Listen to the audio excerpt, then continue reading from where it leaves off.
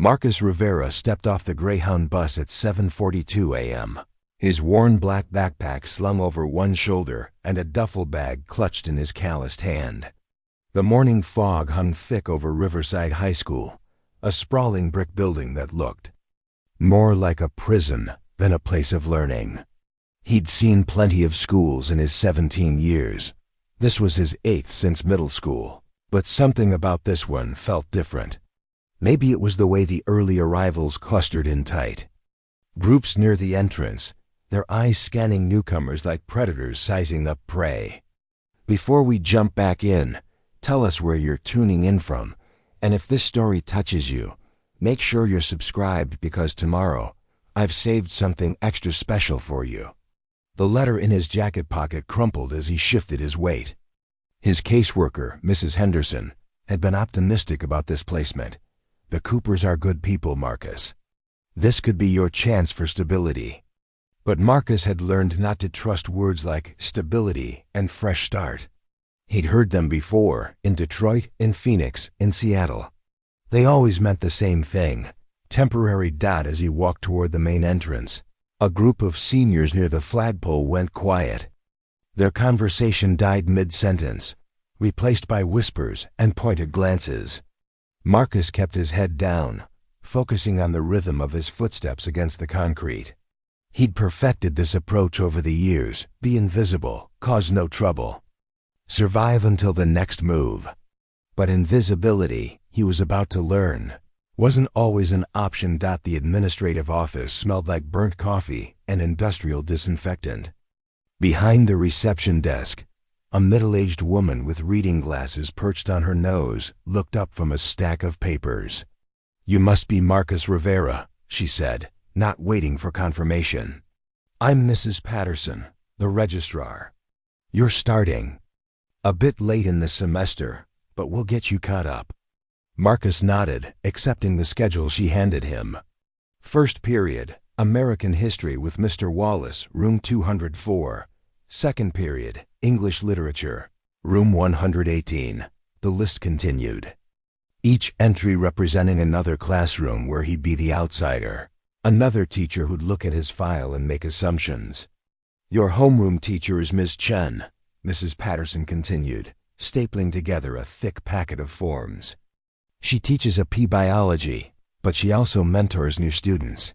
She'll help you navigate your first few days." The hallways of Riverside High were a maze of beige lockers and motivational posters. "Reach for the stars," proclaimed one banner, while another urged students to be the change you want to see. Marcus had seen variations of these same messages in every school he'd attended. The words had long since lost their meaning. Room 112 housed Miss Chen's homeroom, a bright space filled with plants and science equipment. The teacher herself was younger than Marcus had expected, probably in her early 30s, with kind eyes behind wire-rimmed glasses. "Class, we have a new student joining us," Miss Chen announced as Marcus entered. "This is Marcus Rivera. I hope you'll all make him feel welcome." 28 pairs of eyes turned toward him. Some curious, others indifferent, a few openly hostile. Marcus had learned to read these expressions quickly. It was a survival skill he developed early. In the back row, a tall blonde girl offered a small smile. Near the windows, a group of athletes whispered among themselves, their letterman jackets marking them as the school's elite. "Marcus, you can take the empty seat next to Dylan," Miss Chun said, gesturing toward the middle of the room. Dylan Chun, no relation to the teacher, Marcus learned later, was a quiet kid with dark hair that fell across intelligent brown eyes.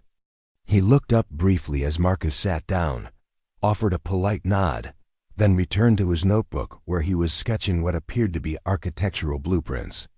"Don't mind him," whispered a girl from the seat behind them. "Dylan's always drawing buildings. He wants to be an architect or something." She leaned forward conspiratorially. "I'm Sarah Martinez, by the way. Welcome to the zoo."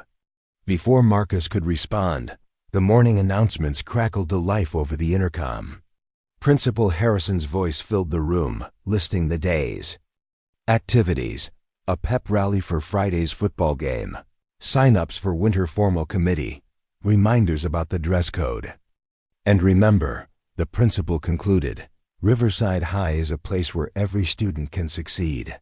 We're all eagles here, soaring together. Dylan looked up from his sketching and caught Marcus's eye. Eagles, he muttered sarcastically. More. Like vultures.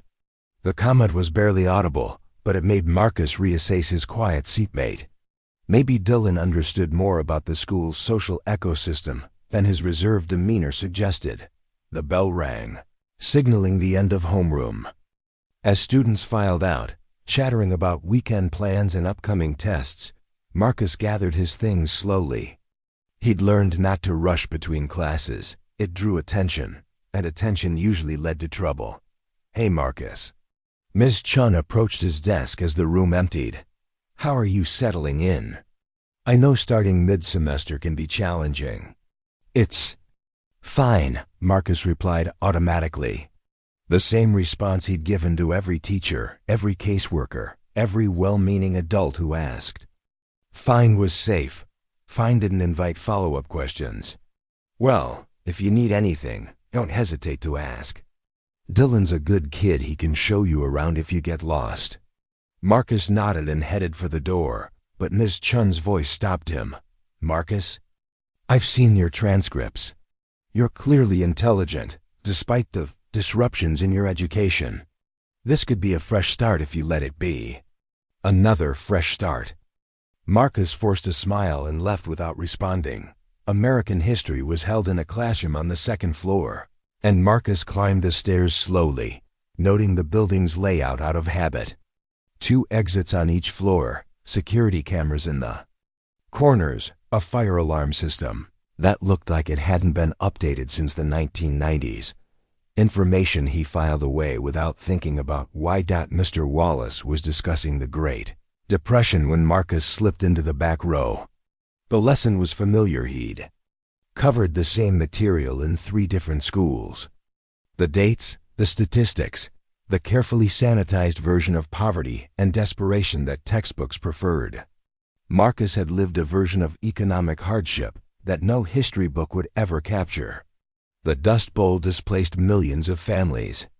Mr. Wallace was saying, clicking through a PowerPoint presentation. Many headed west, looking for work and hope. Looking for work and hope. Marcus almost laughed at the similarity to his own story, minus the historical significance. He opened his notebook and began copying the notes on the board, not because he needed them, but because it gave him something to focus on besides the curious glances from his classmates. During the break between classes, Marcus made his way to his locker number 847, combination 15-22-31. The hallways were crowded now, filled with the controlled chaos of 1,000 teenagers navigating their daily routines. Groups clustered around lockers, couples held hands by the water fountains, and teachers patrolled with coffee cups and resigned expressions. It was at his locker that Marcus first encountered them. Well, fresh meat. The voice came from behind him, accompanied by the sound of several people approaching. Marcus didn't turn around immediately. He'd learned to finish what he was doing first, in this case, organizing his textbooks before acknowledging threats.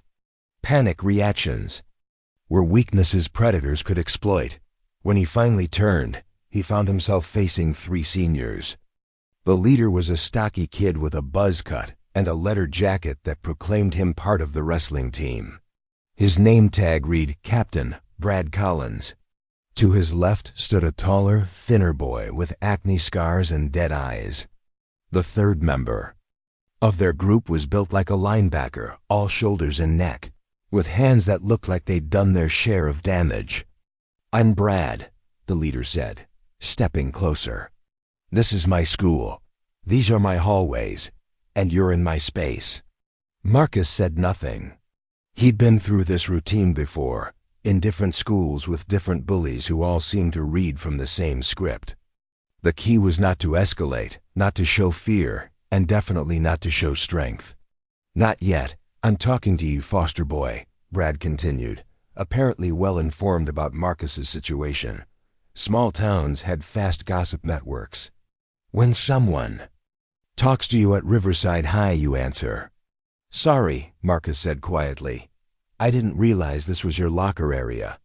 Brad smiled, but there was no warmth in it. "Everything here is mine if I say it is. The lockers, the cafeteria tables, the parking spots. And the new kids? They pay a tax." "What kind of tax?" Marcus kept his voice neutral, curious rather than confrontational. "Lunch money's traditional," said the linebacker. $20 a week. Call it protection." "Protection from what?" "From us," the thin one spoke for the first time, his voice high and nasal. "From accidents, from having your stuff disappear. From eating alone." Marcus nodded as if considering the offer. "I don't have $20. "Then you'd better get creative," Brad said. "Or find out what happens to kids who don't pay their dues." The warning bell rang, saving Marcus from having to respond immediately. The three seniors melted back into the crowd, but not before Brad delivered a parting shot. "Think it over, foster boy. You've got until lunch to decide." English literature passed in a blur. Mrs. Rodriguez was discussing symbolism in The Great Gatsby, but Marcus found it hard to concentrate. His mind was working through scenarios, calculating options. He'd dealt with bullies before, but never this early in his stay at a new school. Usually, it took weeks for the predators to identify him as prey. Preparing and narrating this story took us a lot of time, so if you are enjoying it, subscribe to our channel. It means a lot to us. Now back to the story. The fact that they already knew about his foster status was troubling. It meant someone had been talking, probably staff members, who thought they were being helpful by preparing certain students for his arrival. In Marcus's experience, that kind of preparation usually made things worse. During third period chemistry, he sat alone at a lab table, mixing solutions and taking notes while his classmates worked in pairs. The teacher, Mr. Kim, tried to assign him a partner, but the girl chosen made it clear she preferred to work alone. Marcus didn't mind. He'd learned the material before, and solitude was often safer than forced social interaction. It was during the lunch period that things escalated. Cafeteria at Riverside High was a social battlefield disguised as a dining room. The popular kids claimed the tables near the windows. Athletes dominated the center, and the various subgroups, goths, theater kids, academic overachievers, staked out their territories with unspoken but rigid precision. Marcus bought a sandwich and a bag of chips with the lunch money Mrs. Cooper had given him that morning. The foster mother had been kind, packing him a lunch and offering to drive him to school, but Marcus had preferred the anonymity of the bus. Now, carrying his tray through the crowded cafeteria, he scanned for an empty table where he could eat. In peace, he found one near the back, next to the emergency exit. Old habits. Always know where the doors are. He was halfway through his sandwich when they appeared. "Time's up, foster boy," Brad announced, loud enough to draw attention from nearby tables. His two companions flanked him, forming a wall that blocked Marcus's view of the rest of the cafeteria. "I told you I don't have $20, Marcus said calmly. "Then you're going to have to work it off," the linebacker said, cracking his knuckles theatrically. "Work how?" Brad smiled that cold smile again. "Community service. You see that trash can over there? You're going to eat whatever's on top. Think of it as a down payment on future protection." The cafeteria had gone quiet around them. Not silent there was still conversation and the clatter of trays, but the volume had dropped as students sensed drama unfolding. Some had turned to watch openly, while others pretended to focus on their food while stealing glances. Marcus looked at the trash can Brad had indicated. It was one of the large industrial models used throughout the school, gray plastic with a black liner. The top layer of refuse was visible: crumpled napkins, half-eaten apples, the remnants of someone's failed attempt at the day's mystery meat. "You want me to eat garbage?" Marcus said. It wasn't a question. Just the good stuff on top, the thin kid said, giggling at his own wit. We're not animals. Marcus set down his sandwich and looked up at the three seniors. For the first time since the confrontation began, he really looked at them. Brad had the build of someone who spent time in the weight room, but his stance was sloppy, overconfident. The linebacker was bigger, but moved like someone who relied on size rather than skill. The thin one was just along for the show, a follower, not a fighter. And if I don't? Marcus asked. Then we make your life here very unpleasant, Brad said. Starting with introducing your face to the bathroom floor. Around them, the watching students held their breath. This was the moment that would define Marcus's place in the school's social hierarchy. Submit to the humiliation, and he'd be marked as a victim for the rest of his time at Riverside High. Fight back, and he'd face consequences from both the bullies and the administration. Marcus stood up slowly, his chair scraping against the floor. At 5'10", he was slightly shorter than Brad, but had a wiry strength that wasn't immediately obvious. The foster system had taught him to appear non-threatening while being ready for anything. Okay, he said simply. The response surprised everyone, including Brad. Okay, what? Okay, I'll eat from the trash. A collective intake of breath from the watching students. Some looked away in disgust. Others leaned forward in anticipation. A few pulled out phones, ready to document the humiliation for social media. Marcus walked toward the trash can with steady steps. Behind him, he could hear Brad's laughter, the sound echoing off the cafeteria walls. The linebacker was saying something about knowing his place, and the thin kid was already planning to show the video to friends. They followed him to the trash can, forming a semicircle to ensure everyone could see the show. Marcus stood before the receptacle, looking down at its contents. Napkins, food scraps, an empty milk carton, someone's uneaten pizza crust. He reached toward the can, his hand moving slowly. Then, in one fluid motion, he grabbed the can's rim and swung it in a wide arc. The trash can caught Brad across the chest with a metallic clang that echoed through the suddenly silent cafeteria. The contents exploded outward, covering the wrestling captain in a shower of garbage and mystery meat. Gravy. Brad stumbled backward, slipped on a discarded banana peel, and crashed into a nearby table, sending trays flying. The linebacker lunged forward with a roar of rage, but Marcus was already moving. He sidestepped the charge, grabbed the bigger boy's wrist, and used his momentum to send him face first into the now empty trash can. The sound of skull meeting plastic was audible throughout the room. The thin kid turned to run, but Marcus caught his shirt collar and spun him around. Where are you going? Marcus asked conversationally. I thought we were all friends here. I don't want any trouble, the kid stammered. Neither do I, Marcus replied. That's why I moved here. For a quiet senior year, but if trouble finds me. He looked down at Brad, who was struggling to stand while covered in cafeteria waste. Well, you saw what happened. By now, the entire cafeteria was on its feet. Students stood on chairs to get a better view, phones recorded from every angle, and the lunch monitors were pushing through the crowd with panicked expressions. Mr. Rodriguez, the English teacher who also supervised lunch, reached the scene first. What happened here? He demanded, taking in the scattered trash, the overturned tables, and the three seniors in various states of distress. Nothing much, Marcus said, brushing a piece of lettuce off his shirt. Just some new friends helping me understand the school's recycling program. Brad had finally gotten to his feet, his wrestling jacket stained with what looked like chocolate pudding and ranch dressing. He attacked us, he shouted, pointing at Marcus with a trembling finger. We were just talking to him, and he went crazy. Is that what happened? Mr. Rodriguez asked Marcus. Marcus looked around the cafeteria, taking in the sea of faces staring back at him. Some showed fear, others admiration, many simple shocks. In the back, he noticed Dylan from his homeroom, watching with what might have been approval. "They invited me to lunch," Marcus said calmly. "I declined.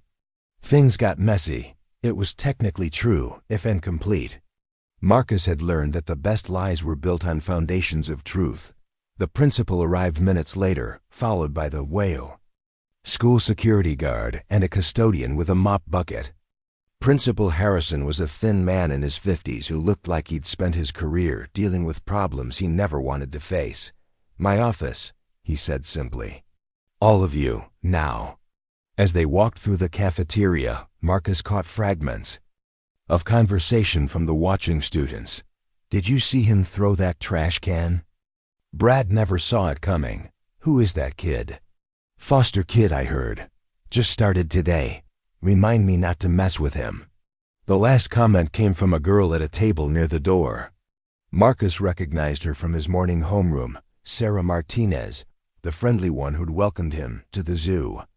She was looking at him with new eyes now, reassessing everything she thought she knew about the quiet new student dot in the hallway outside the cafeteria. Dylan appeared at Marcus's side. "Nice technique," he said quietly as they walked toward the administrative offices. "Very efficient." Marcus glanced at him, surprised. "You know about fighting?" "I know about physics," Dylan replied. "Force, momentum, leverage. You used theirs against them." It was an interesting way to describe what had happened. Marcus hadn't thought about the physics involved. He'd simply reacted based on years of experience and instinct. But Dylan's analytical approach intrigued him. "Are you in trouble?" Dylan asked. Marcus shrugged. "Probably. New kid, violent incident, witnesses with phones. Not exactly the fresh start the adults keep promising." "For what it's worth," Dylan said as they reached the principal's office. They had it coming. "Brad Collins has been terrorizing freshmen since he was a sophomore. Someone needed to knock him down a few pegs." "And now someone has," Marcus replied. The principal's office was exactly what Marcus expected. Wood paneling, motivational posters, a desk covered in paperwork and stress. Principal Harrison sat behind it, rubbing his temples while he read through what Marcus assumed were their disciplinary files. Brad, the linebacker, whose name Marcus learned was Jake Morrison, and the thin kid, Tommy Sullivan, sat in chairs along one wall, still picking debris from their clothes. Brad had cleaned most of the food off his face, but his jacket would never be the same. Marcus sat alone on the opposite side of the room, his hands folded in his lap, waiting. "This is a serious situation," Principal Harrison began, looking up from his papers. "Violence has no place at Riverside High. We pride ourselves on being a safe, inclusive environment where—" "He attacked us without provocation," Brad interrupted, his voice still shaky with anger and humiliation. "I want him expelled. My father's a lawyer, and if this school doesn't take action—" "Mr. Collins," the principal said firmly, "you'll have your chance to speak. Right now I want to hear from Mr. Rivera." Marcus met the principal's gaze steadily. "They cornered me at lunch. Demanded money. When I said I didn't have any, they told me to eat garbage as payment for protection. I felt threatened. So you threw a trash can at them." "I defended myself using available resources." Principal Harrison sighed. "Mr. Rivera, I've reviewed your file. Multiple schools, behavioral incidents, a pattern of what?" Marcus asked, his voice still calm but with an edge that hadn't been there before. The principal hesitated, glancing at the file again. "Disruption, difficulty. Adjusting to new environments." "The disruption usually comes from other people," Marcus said. "I just respond to it." It was true, though Marcus knew how it sounded. Every school he'd attended had eventually labeled him a problem student, but never because he started trouble. He was reactive, not proactive. The difference mattered to him, even if it didn't matter to administrators looking for simple explanations. "Be that as it may," Principal Harrison continued, "what happened in the cafeteria cannot be ignored. I'm going to have to suspend A knock on the door interrupted him. Ms. Chun entered without waiting for permission, her expression serious but determined. "Principal Harrison, I need to speak with you about this situation." "Ms. Chun, this isn't." "Really, I've been talking to students who witnessed the incident," she said, closing the door behind her. "The story these boys are telling doesn't match what actually happened." Brad started to protest, but Ms. Chun held up a hand. 17 students have given me statements. All 17 describe the same sequence of events. Mr. Collins and his friends confronted Marcus at his lunch table, demanded money, and when he refused, threatened him with physical violence and forced consumption of cafeteria waste. Marcus responded only after being cornered and threatened. The room fell silent. Principal Harrison looked from Ms. Chun to the boys and back again. "Are you saying they're lying?" "I'm saying their version of events is incomplete."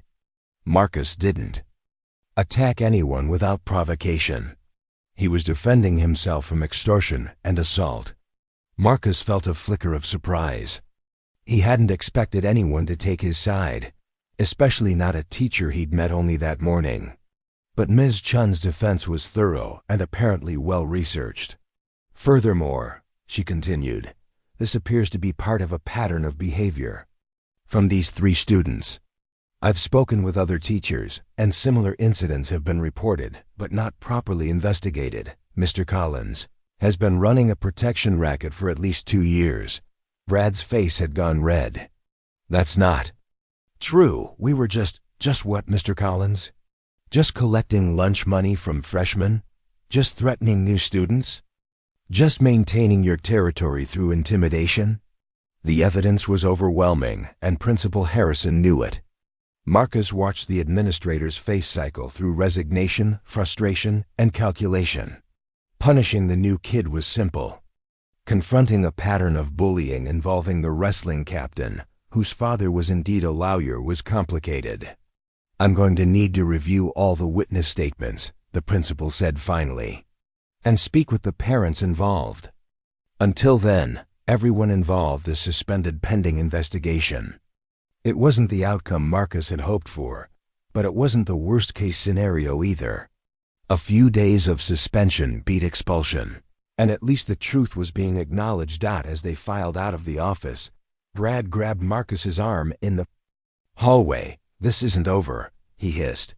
Marcus looked down at the hand on his arm, then up at Brad's face. "Yes, it is," he said quietly. "Unless you want a more permanent demonstration of what happens when you threaten me." The ice in his voice made Brad step back involuntarily. Jake Morrison, the linebacker, was already walking away quickly, apparently having learned his lesson. Tommy Sullivan looked like he wanted to be anywhere else in the world. As the 3 seniors left, Miss Chun approached Marcus. "That was well handled," she said. "The suspension? The restraint. You could have hurt them badly, couldn't you?" Marcus didn't answer directly. "I just want to finish high school." "And you will," Miss Chun said firmly. "But first, you might want to call your foster parents. They'll need to know about the suspension before they hear about it from someone else." Marcus nodded, already dreading that conversation. The Coopers had been kind to him, but kindness had limits. Foster families didn't sign up for problem children who threw trash cans at classmates, regardless of the circumstances. As he walked toward the school's exit, Marcus reflected on his first day at Riverside High. It hadn't gone according to plan, but then again, his plans rarely survives contact with reality. At least this time, he'd made his position clear from the beginning. Maybe that would save him trouble later, or maybe it would just create different kinds of trouble behind him. The school day continued without him, but Marcus Rivera had already made an impression that would last far longer than any suspension. Cooper household sat on Maple Street like a Norman Rockwell painting. White picket fence, rose bushes in the front yard, and a porch swing that creaked gently in the afternoon breeze. Marcus had lived in enough foster homes to recognize the type middle class, stability wrapped in good intentions and unspoken expectations. Janet Cooper met him at the door, before he could reach for his key. She was a woman in her early 40s, with graying brown hair and worry lines that seemed freshly carved around her eyes. "Marcus, honey, we need to talk." He followed her into the living room, where her husband Robert sat in a recliner with a cup of coffee grown cold in his hands. Robert worked at the local insurance office and had the soft build of a man who spent his days behind a desk. Both Coopers had that particular look of people trying very hard to do the right thing while being completely out of their depth.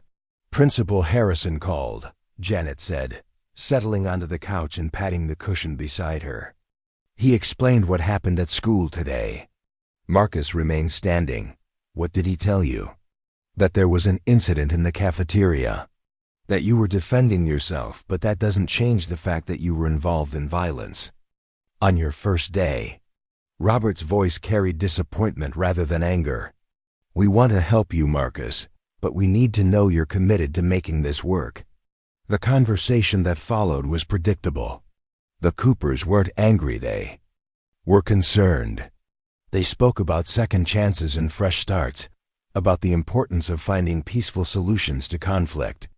They meant well, but their advice came from a world where problems could be solved with communication and compromise. Marcus had lived in a different world, where sometimes violence was the only language predators understood. "I didn't start the fight," he said finally, "but I finished it." "That's exactly the attitude we're worried about," Janet replied gently. "There's always another way to handle things." Marcus wanted to ask her what other way there had been. Should he have submitted to the humiliation? Eaten garbage while his classmates recorded it? Paid protection money to bullies who would only demand more the next week? But he'd learned that questioning foster parents rarely improved his situation. "I understand," he said instead. "It won't happen again." It was a lie, and he suspected. They knew it. If pushed the same way again, Marcus would respond the same way again. But the lie was what they needed to hear, and lies were another survival skill the system had taught him. The 3-day suspension passed quietly. Marcus spent his mornings reading in his room. He'd borrowed several books from the school library before leaving, and his afternoons exploring the town of Riverside. It was smaller than most places he'd lived, with a main street lined with family-owned businesses and a park, where mothers pushed toddlers on swings while elderly men played chess at concrete tables. On his second day of suspension, Marcus discovered Gold's Gym tucked away in a strip mall between a dry cleaner and a tax preparation service. The building was older, with equipment that had seen better days, but it felt authentic in a way that modern fitness centers didn't. Through the windows, he could see serious athletes training, not fitness enthusiasts taking selfies, but people who used the gym as a tool rather than a social media backdrop. He spent an hour watching through the window, studying the rhythm of the place. There was a boxing ring in the back corner where 2 fighters were sparring under the supervision of an older man with silver hair and hands that bore the scars of decades in the ring.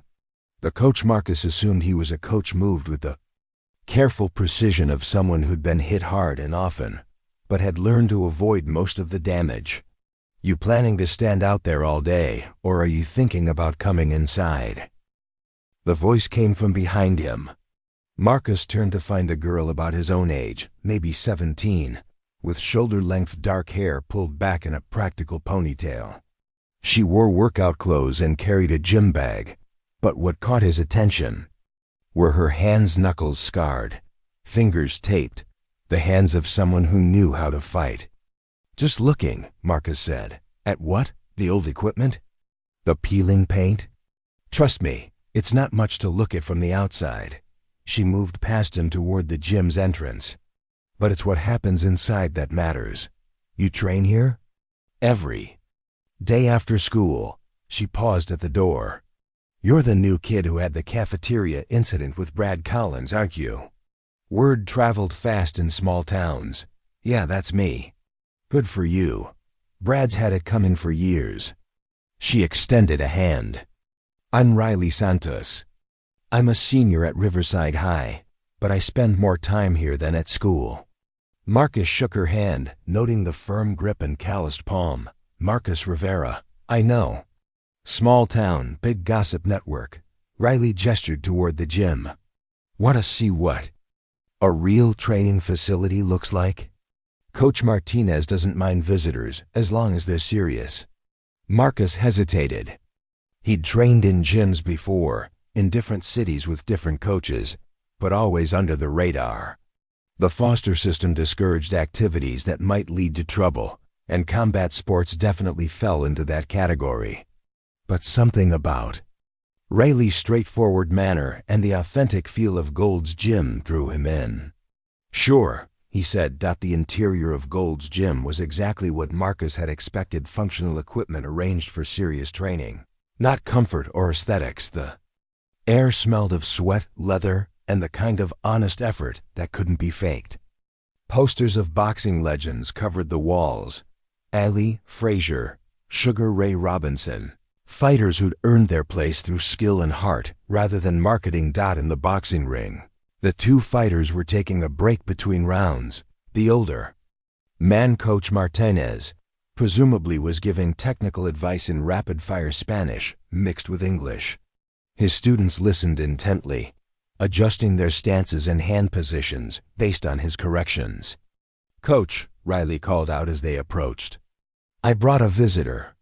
Coach Martinez looked up, his dark eyes quickly assessing Marcus from head to toe.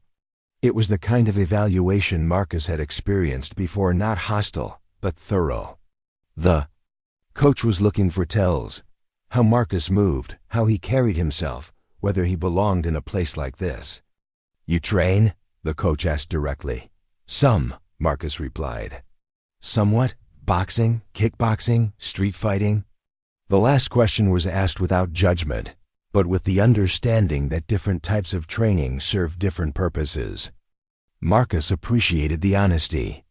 "All of the above," he said. Coach Martinez nodded slowly. "Show me." It wasn't a request. The coach pointed toward a heavy bag suspended from the ceiling in the corner of the gym. 3 rounds, let's see what some means."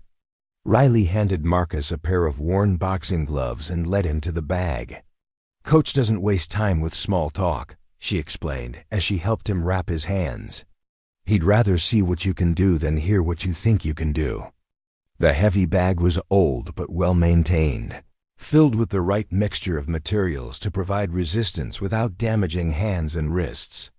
Marcus tested it with a few light jabs, getting a feel for the weight and swing, then began his first round. The muscle memory came back immediately. Jab, cross, hook, uppercut. Combinations flowed naturally, his footwork adjusting automatically as the bag swayed.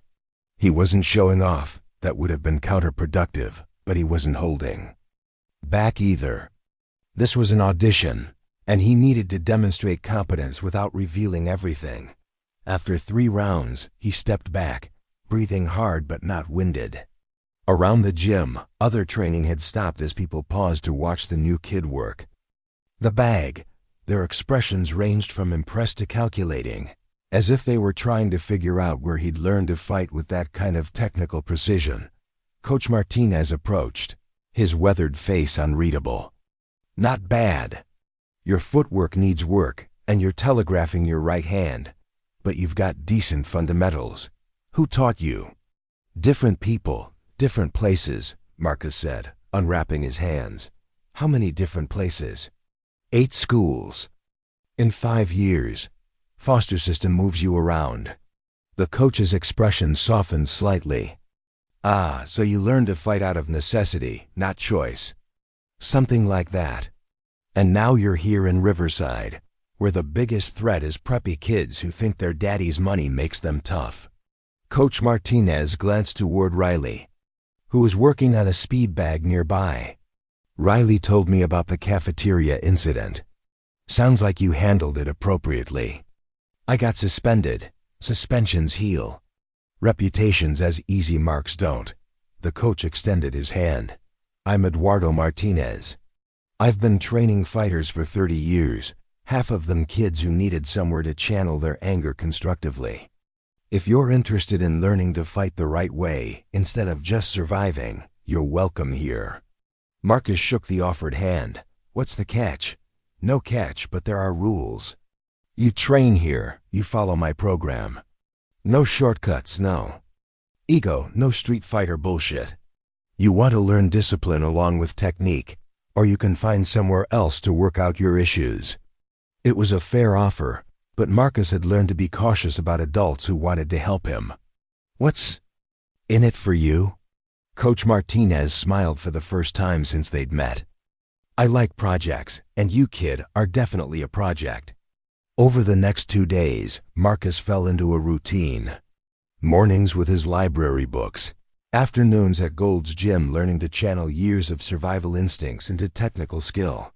Coach Martinez was a demanding instructor who corrected everything from stance to breathing, but his criticism came with explanation rather than judgment. You fight like someone who expects to get hurt, the coach observed during his sparring session with Riley. That's useful for survival, but it limits your offensive options. If you're always bracing for impact, you can't commit fully to your attacks. Riley was a skilled sparring partner who pushed Marcus to adapt his street-learned techniques to more formal combat. She was faster than most of the boys he'd fought, with better footwork and a tactical approach that reminded him of chess always. Thinking several moves ahead. Where did you learn to fight like this? Marcus asked during a water break. Here, mostly, but also from necessity. Riley pulled off her headgear, revealing a small scar along her left temple. I grew up in the rough part of town before my mom got her nursing degree, and we moved to a better neighborhood. Coach Martinez taught me that fighting wasn't about being tough, it was about being smart. What do you mean? Street fighting is reactive. You respond to threats as they come. But real fighting, boxing, martial arts, that's proactive. You create opportunities, control distance, dictate the pace of the encounter. She gestured toward the ring where 2 other students were sparring. See how Miguel is always a half step ahead of his opponent. He's not just reacting to punches, he's making his opponent punch where he wants them to punch. Marcus watched the sparring session with new eyes. Miguel, a stocky sophomore who'd been training for 2 years, was indeed controlling the flow of the match. His opponent was technically superior, with better hand speed and power, but Miguel's ring intelligence was neutralizing those advantages. It's like a conversation, Riley continued. Your opponent says something with a jab, you respond with a slip and counter. They throw a combination, you answer with footwork and angles. The best fighters are the ones who can change the subject when they need to. It was a revelation. Marcus had always seen fighting as chaos barely contained by skill. But watching through Riley's analytical lens, he began to understand it as a complex interaction with rules, strategies, and long-term objectives. On his final day of suspension, Marcus was surprised to find Dylan Chun waiting for him outside Gold's Gym. Interesting place to spend your suspension, Dylan said, adjusting his glasses as he looked up at the gym's modest sign. What are you doing here? Research. I wanted to understand how someone with no apparent athletic background could handle 3 bigger opponents so easily. Dylan held up a notebook filled with sketches and calculations. I've been studying leverage, momentum transfer, and force multiplication. The physics of what you did in the cafeteria was actually quite elegant. Marcus stared at him. You've been studying the fight? Among other things.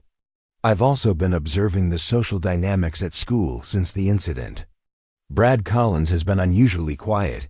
His usual supporters are keeping their distance, and several underclassmen have asked me to thank them. Thank me for what? For showing them that bullies aren't invincible. For proving that fighting back is possible. Dylan closed his notebook and looked directly at Marcus. You've changed the school's power structure in a single day. That's either very brave or very dangerous. Which do you think it is? Both, but then again, the most worthwhile things are. Dylan glanced toward the gym's entrance. Mind if I see what a real training facility looks like? I've never been in a place like this. Inside Gold's gym, Dylan proved to be an unexpected hit with Coach Martinez. While Marcus went through his training routine, Dylan peppered the coach with questions about technique, conditioning, and the psychology of combat sports. His architectural mind was fascinated by the geometry of fighting angles, distances, structural advantages, and weaknesses. "Your friend is interesting," Coach Martinez commented after Dylan had spent 20 minutes sketching the optimal layout for a training facility. "Doesn't want to fight, but understands fighting better than most people who do." "He's not really my friend," Marcus said automatically, then paused. "I mean, we just met." Friendship isn't about how long you've known someone. It's about whether they show up when you need them to. The coach nodded toward Dylan, who was now discussing the biomechanics of punching with Riley. "Kid didn't have to come here today, but he wanted to understand you better, so he did his homework." Marcus considered this as he worked the heavy bag. In his experience, people usually wanted to understand him so they could predict him, control him, or avoid him. But Dylan's curiosity seemed different, academic rather than self-interested. After training, the three of them walked to a diner called Rosie's that served coffee strong enough to wake the dead and pie that, according to Riley, was worth the inevitable stomach ache. It was the kind of place where truckers and locals mixed comfortably, where conversations were measured in hours rather than minutes. "So what's your story?" Riley asked Marcus as they settled into a booth near the window. "Foster system, multiple schools, obvious fighting experience." "That's a lot of history for someone who's only 17. Marcus stirred sugar into his coffee, considering how much to reveal. "Parents died when I was 12, car accident. No relatives were willing to take me in, so I entered the system. Been moving around ever since." "That's the official version," Dylan observed. "What's the real story?" The question was asked gently, without pressure, but Marcus felt exposed nonetheless. He'd perfected the sanitized version of his background, the one that satisfied social workers and foster parents without revealing too much complexity. But sitting in this diner with two people who'd shown him unexpected kindness, the truth felt less dangerous than usual. "My dad wasn't a good man," he said finally. "He drank, he gambled, and when things went wrong, he took it out on my mom and me. The car accident wasn't really an accident. He was drunk, drove off an overpass trying to outrun some people he owed money to. My mom died trying to protect me from the impact." The booth fell silent.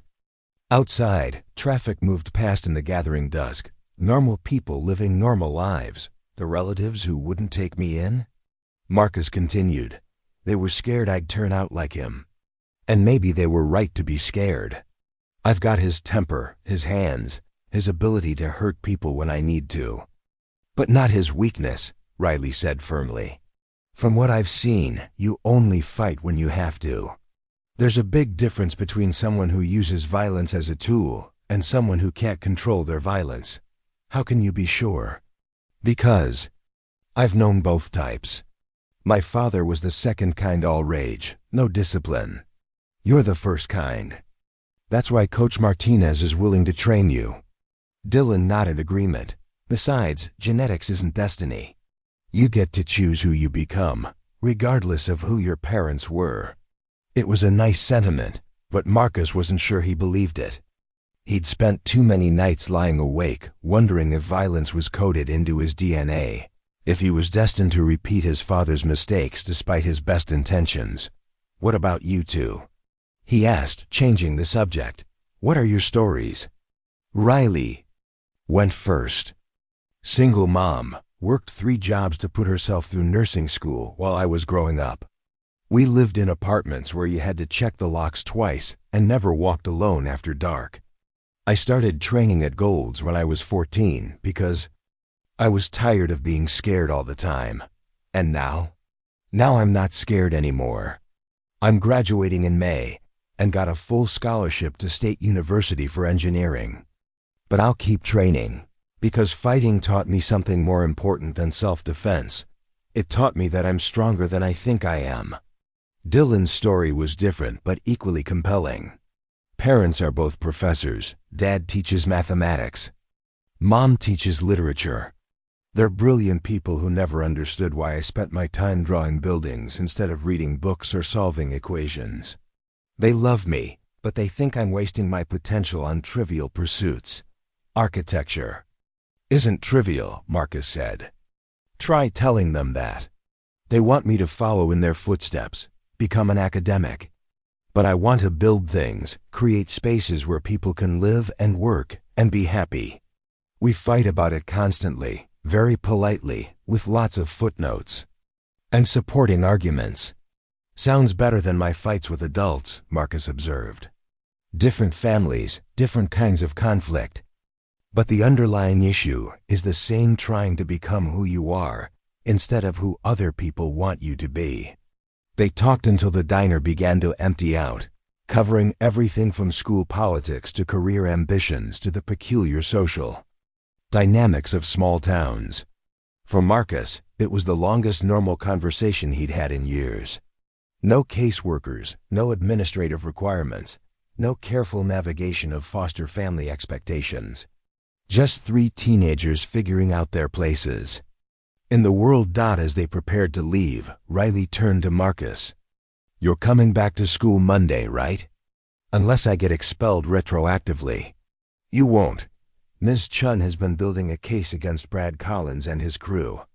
Turns out they've been running their protection racket for 2 years, and now that someone finally stood up to them, other victims are coming forward. Really? Dylan nodded.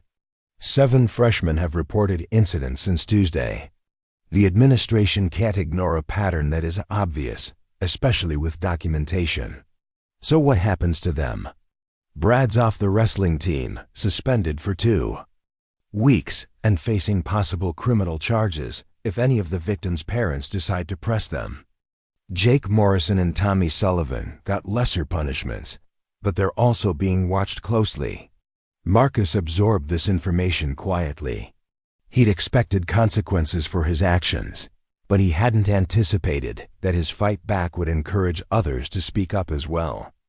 The point is, Riley continued, you're not the problem student they might have labeled you as initially. You're the kid who solved a problem the adults couldn't or wouldn't address. Outside Rosie's diner, the 3 of them stood in the parking lot for a moment, reluctant to end the evening. Street lights had come on, casting long shadows across the asphalt, and somewhere in the distance a train whistle echoed through the valley. Thanks, Marcus said simply. For what? Dylan asked. For showing up. For not assuming the worst. For treating me like a person instead of a case file. That's what friends do, Riley replied. And whether you're ready to admit it or not, that's what we are now. As Marcus walked home through the quiet streets of Riverside, he reflected on the unexpected turn his suspension had taken. 3 days ago, he'd been the dangerous new kid who couldn't control his temper. Now he had allies, a training facility, and something he hadn't experienced in years, the possibility of belonging somewhere. The Cooper house was dark, except for the porch light Janet always left on for him. Inside, he could hear the murmur of the television and Robert's occasional laugh at whatever show they were watching. Normal domestic sounds from normal people living normal lives. For the first time since arriving in Riverside, Marcus wondered if he might be able to build a normal life too. It would require learning to trust people, accepting help when it was offered, and believing that not every fresh start was doomed to become another fresh disappointment. But as he climbed the stairs to his room, Marcus couldn't shake the feeling that his real challenges were just beginning. Brad Collins might be temporarily neutralized, but bullies rarely stayed down for long. And in a small town like Riverside, reputations, both good and bad, had a way of taking on lives of their own. Still, for tonight, it was enough to have friends who understood him and a place where he could train without hiding who he was. Tomorrow would bring its own complications, but tonight, Marcus Rivera felt something he hadn't experienced in years: hope. The graduation ceremony at Riverside High took place on a perfect June morning, with clear skies and a gentle breeze that carried the scent of blooming jasmine across the football field. Folding chairs arranged in neat rows held families and friends, all gathered to celebrate the class of 2024's transition into adulthood. Marcus Rivera sat in the third row of graduates, his cap slightly askew and his gown wrinkled from the hurried preparations that morning. The Coopers sat in the family section, Janet dabbing at her eyes with a tissue, while Robert recorded everything on his phone.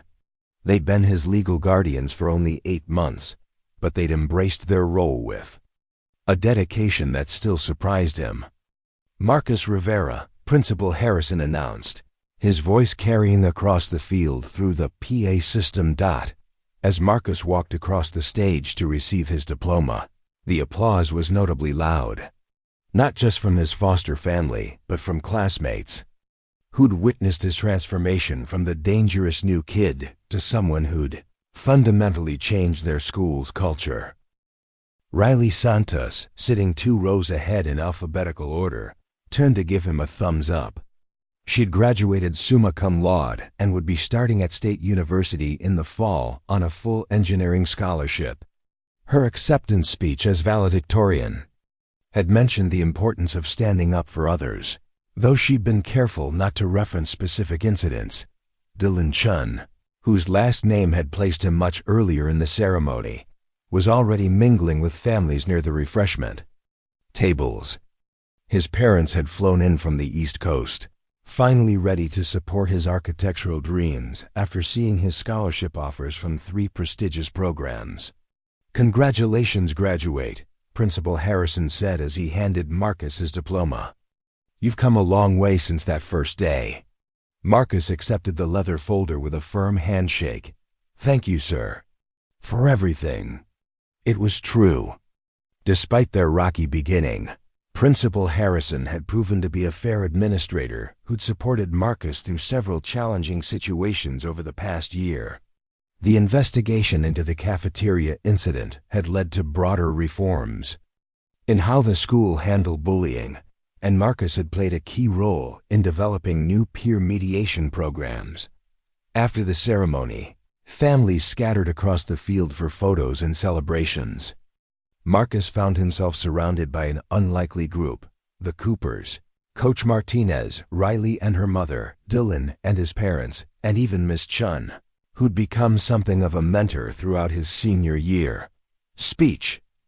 Speech!" Dylan called out, raising a cup of punch in mock salute.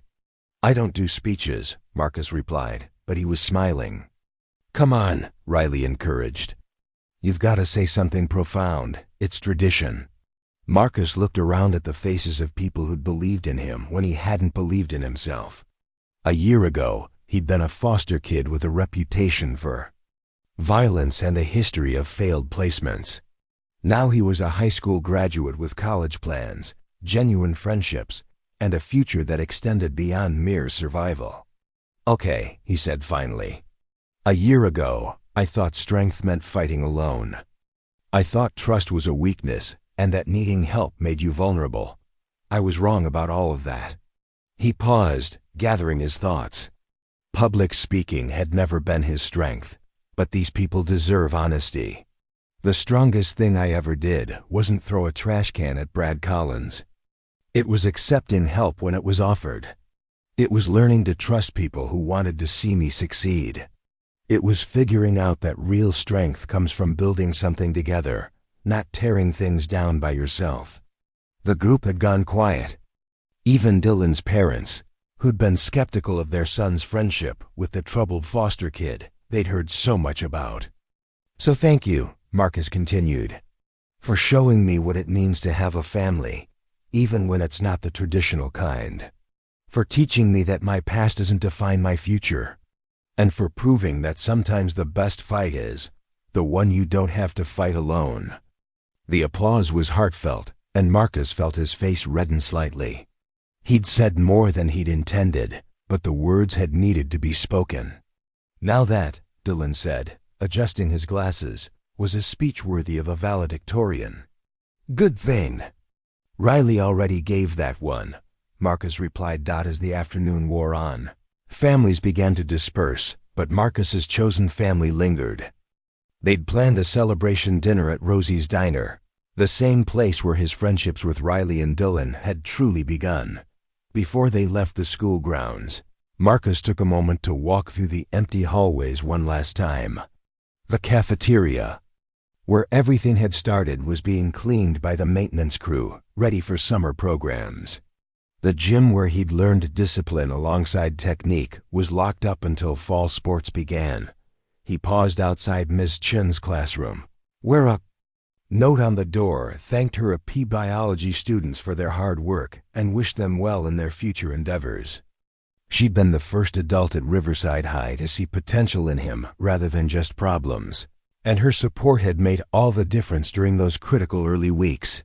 Having second thoughts about leaving, Marcus turned to find Coach Martinez. Approaching, still wearing the suit he'd donned for the graduation ceremony. The older man looked uncomfortable in formal wear, but he'd insisted on attending to see his fighters graduate. Not second thoughts, Marcus replied. Just grateful thoughts, I guess. Good. Gratitude is important. But don't let it turn into regret. You've got a future to build, Marcus nodded. In the fall, he'd be starting at State University on a partial academic scholarship, supplemented by financial aid and a work-study program. His grades during senior year had been strong enough to earn consideration from several schools, though he'd chosen State partly because Riley would be there and partly because their criminology program was exactly what he wanted to study. Are you sure about this career choice? Coach Martinez asked as they walked toward the parking lot. Criminal justice isn't an easy field, especially for someone with your background. That's exactly why I want to do it, Marcus said. I understand both sides of the equation. I know what it's like to be written off by the system, and I know what it's like to have someone believe in you when you don't believe in yourself. Maybe I can help other kids find their way before they get too lost. And if you can't? If the system's too broken to fix from the inside, Marcus considered the question. Then I'll find another way to help. Maybe private security, maybe youth counseling, maybe something that doesn't exist yet. But I'm not going to stop trying, Coach Martinez smiled. Good answer. Just remember, changing the world starts with changing yourself. You've done the hard part. Now you get to do the important part. At Rosie's Diner, their celebration dinner stretched into the evening. The restaurant had been Marcus's suggestion, partly for sentimental reasons and partly because it was one of the few places in Riverside that could accommodate their group's eclectic mix of personalities. Dylan's parents, Dr. James Chun and Dr. Sarah Chun, had initially been polite but reserved. They'd heard about Marcus's background and were clearly uncertain about their son's friendship with someone who'd been involved in violent incidents. But as the evening progressed, their skepticism gave way to genuine interest. So you're planning to study criminology? Dr. Sarah Chun asked, her academic curiosity overriding her parental concerns. That's the plan. I want to understand why some kids end up in the system and others don't.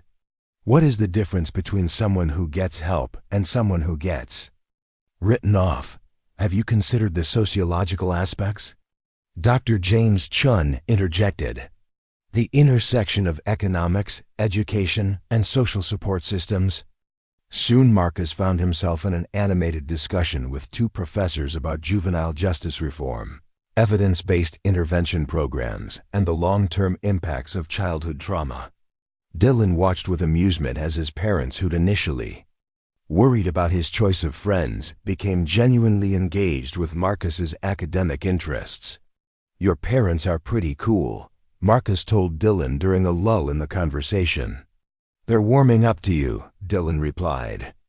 I think they expected someone more stereotypical. What kind of stereotype?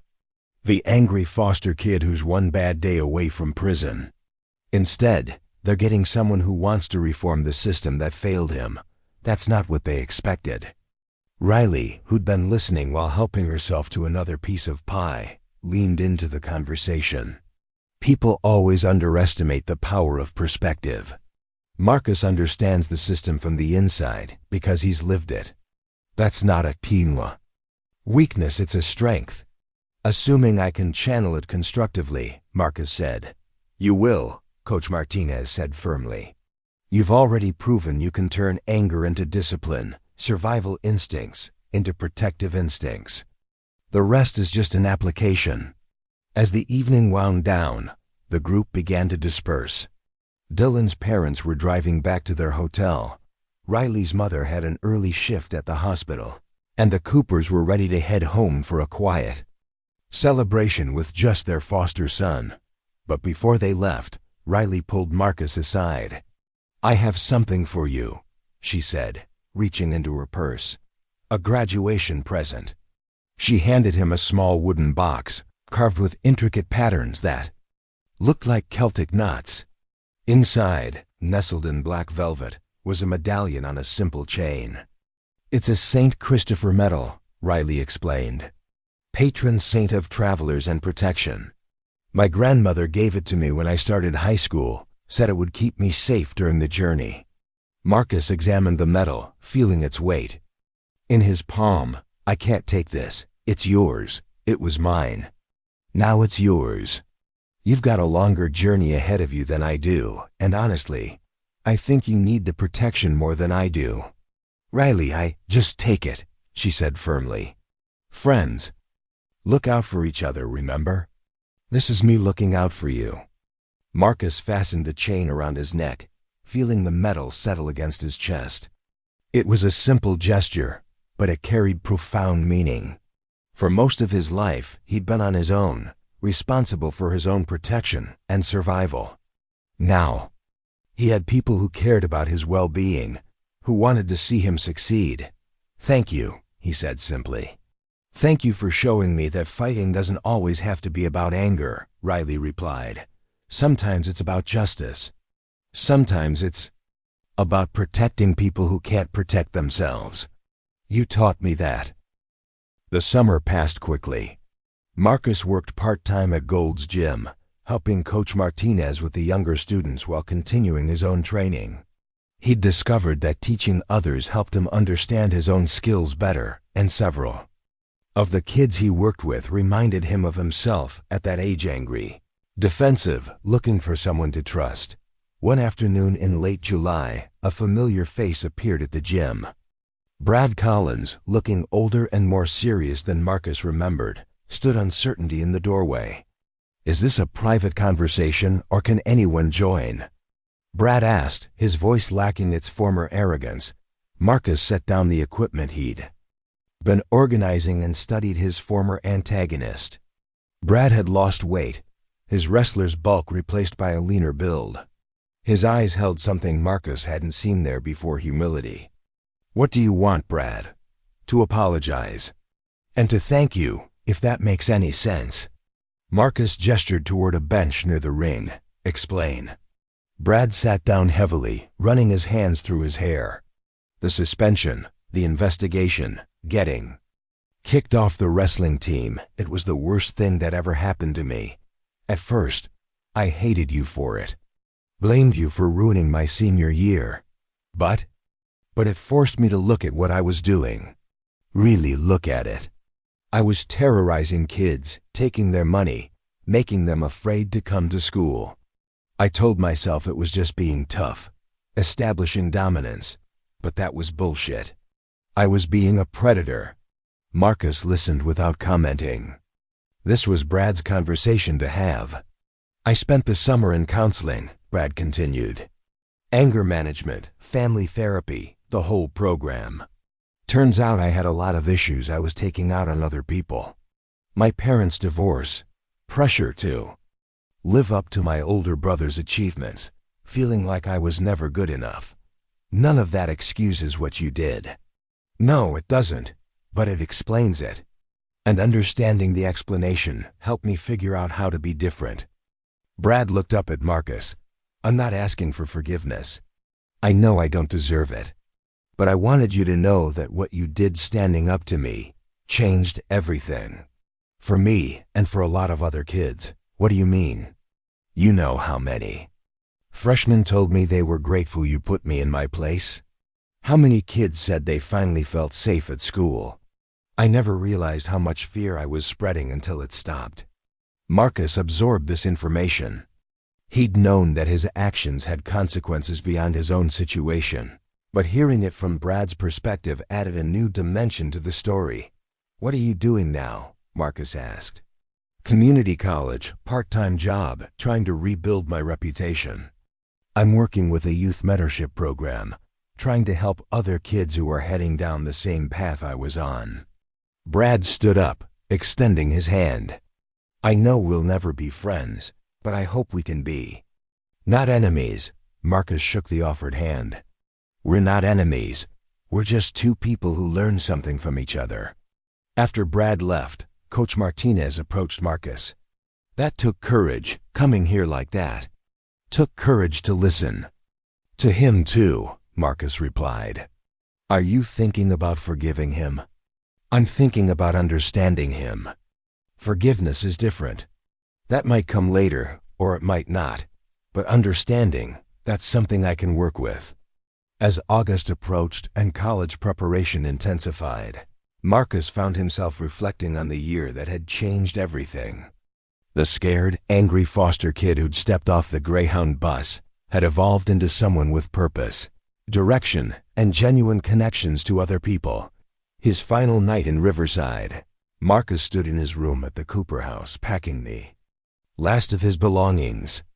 The space looked smaller than it had when he'd first arrived, but it had been home longer than any place since his parents' death. Janet Cooper knocked on the doorframe. "Almost ready?" "Almost.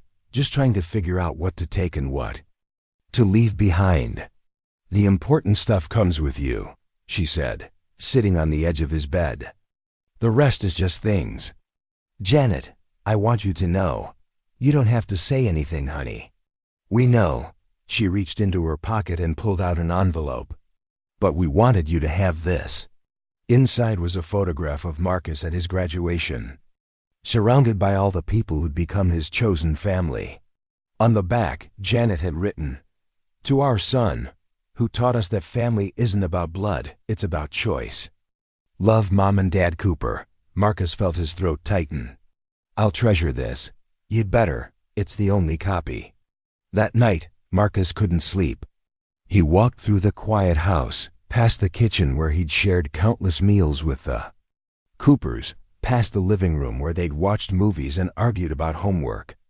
In the morning, he'd drive to State University and begin the next chapter of his life. But tonight, he wanted to remember this feeling, the peace that came from having a place where he belonged, people who cared about him, and a future that stretched beyond mere survival. At dawn, Riley and Dylan arrived to help him load his car. The same beat-up Honda that had been the Cooper's graduation gift, reliable enough to get him through college if he took care of it. "Road trip," Dylan announced, though State University was only 2 hours away. "It's not a road trip if you're coming back the same day," Riley pointed out. "Details," Dylan replied. "I'm choosing to see this as an adventure." As they drove through the morning light, Marcus felt a mixture of excitement and nervousness. College would bring new challenges, new people to understand, new situations to navigate. But for the first time in his life, he wasn't facing the unknown alone. "Are you ready for this?" Riley asked from the passenger seat. Marcus glanced in the rearview mirror at Delanne, who was already sketching plans for their dorm room renovation, then at Riley, who was reading a criminology textbook she'd borrowed from the library. "Yeah," he said, surprising himself with how much he meant it. "I think I am." The campus at State University was buzzing with activity when they arrived. Students and families were moving into dormitories, carrying boxes and dreams in equal measure. Marcus found his room assignment, a modest double on the 3rd floor of Patterson Hall, and began the process of settling in. His roommate was a kid named Alex from suburban Chicago, pre-med with ambitions of becoming a pediatric surgeon. Alex seemed nice enough, though clearly nervous about living with someone he'd never met. So, criminal justice? Alex asked as they unpacked. You want to be a cop? Maybe, or maybe work with at-risk youth. I haven't decided yet. Marcus hung his clothes in the narrow closet, including the suit the Coopers had bought him for job interviews. What made you choose medicine? My little sister has diabetes. I want to help kids like her. Alex paused in his unpacking. What made you choose criminal justice? Marcus considered how to answer. I want to help kids like me. It was the simplest and most honest explanation he could give.